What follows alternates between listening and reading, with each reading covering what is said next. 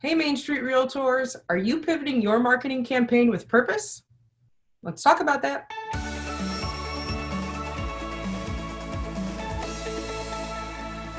Now more than ever, it's important to make sure your marketing strategies stay relevant to our fast-changing environment. But change for the sake of change is a waste of time. So here's my top 3 tips on how to use just cadence, content, and tone to pivot your plan with a purpose. Keep your cadence. Whether you're talking email, blog posts, or social media updates, keep your posting frequency the same. Less frequent and your message can get lost in a sea of updates. Too frequent and you could be unfollowed or unsubscribed for content overload.